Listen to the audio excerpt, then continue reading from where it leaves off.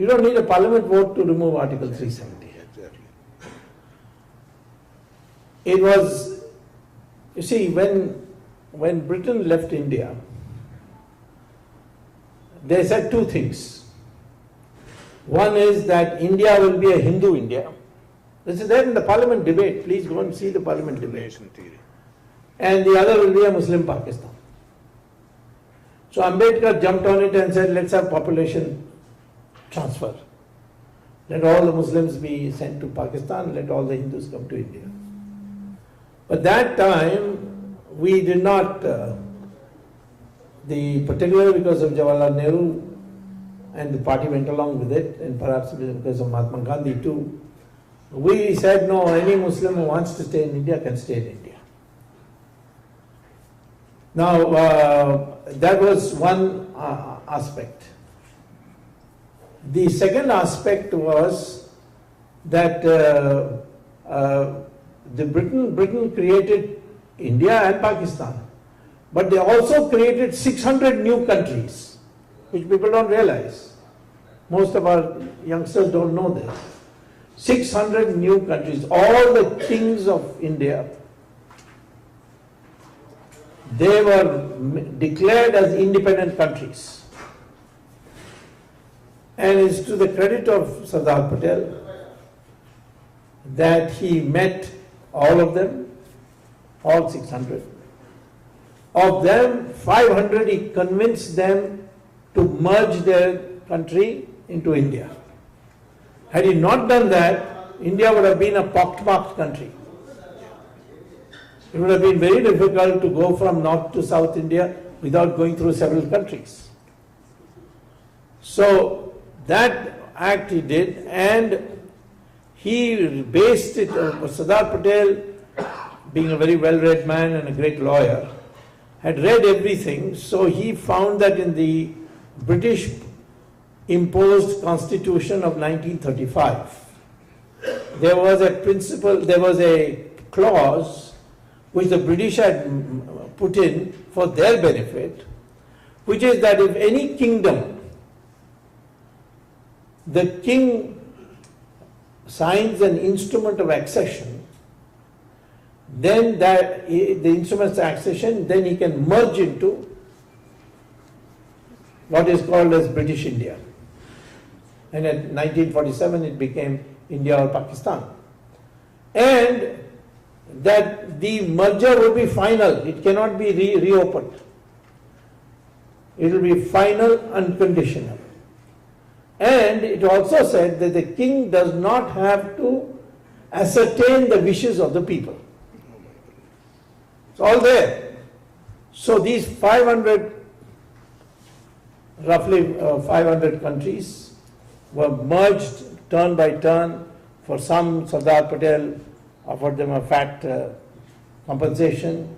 Some he offered them that will augment your harem or something like that. Or for some he threatened them. And in the over a period he managed to do it with a great achievement. And the builder of modern India should be Sardar Patel and nobody else. It's a tragedy. It's a tragedy that when I became minister, at that time when Sardar Patel was doing this, the king of Kashmir, being a Hindu and thinking that he had a large Muslim population and being on the border of India and Pakistan, he thought he will emerge as a kind of Switzerland.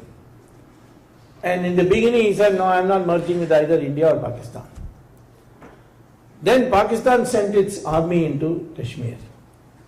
And the king's army was no match for it.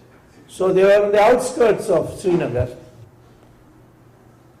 They had come as far as Baramulla. And the king got panicky. And he came rushing to Delhi and met Sardar Patel and said, please send the army to protect me. After all, I'm all said and done, I'm a Hindu king and all that. So Sardar Patel said, yes, of course you are a Hindu king, we know that. We like you also very much. But here's a piece of paper, please sign here. That was the instrument of accession. And he signed it. He said, otherwise, no army, you go back. So that man gave some abuses, I was told by an eyewitness to Sardar Patel. that you're a mean, cruel man, this, that, but anyway, he signed. So on that day, which is 26th October 1947, Kashmir became irreversibly a part of India, and he did not have to ascertain the opinion of any the people of Kashmir for doing that. So there is no dispute on Kashmir. But Jawaharlal Nehru thought this Patel is getting every credit. So he said, no, this is an international matter, because you see it's a border state and there's Hindu and Muslim, other states are not quite like that, and therefore we will try to get Pakistan's army evicted by going to the UN. And he went to the UN. I found that when I was minister, I looked at the old files and I found that there was no cabinet resolution to take this to the UN. So it's not binding on any future government taking it to the UN. We can withdraw it any time. I don't know whose advice Sardar Patel, he didn't take Sardar Patel's advice, but I don't know whose advice Nehru took. But the opinion of Moraji Desai was that the only opinion he ever took was of Edwina Mountbatten. And after doing it, he promised Article 370 to be incorporated in the new constitution, which was being discussed at that time by the Constituent Assembly. The president of the Constituent Assembly was Rajendra Prasad. The chairman of the Fundamental Rights Committee was Sardar Patel, and the drafting committee chairman was Ambedkar. So, therefore, it had to be. We were at the, at the stage when by then it will be 1948. We were fairly advanced stage. The constitution was finalized and adopted by the Constituent Assembly in 1949 November. So this had to be now inserted. But Jawaharlal Nehru didn't have the courage to move the motion himself, because he knew that people would be very hostile. The Constituent Assembly may turn him down. So he pleaded with Sardar Patel that I've got a very important meeting in London, so you please move it. So Sardar Patel said, I can't move that because I don't approve of it, but I will ask somebody to move.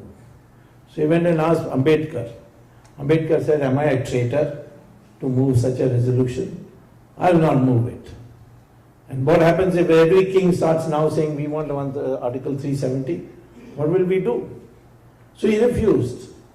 So finally they got Gopal Swamy Iyengar to move the resolution, and it was a uproarious scene. I'm taking all this because these are important things to know for the background for why some things we have not been able to do right away. And he moved the resolution, and finally Sardar Patel had to get up and say it is a temporary measure and it can be removed by an executive order, won't need parliament vote, and on that basis you please pass it.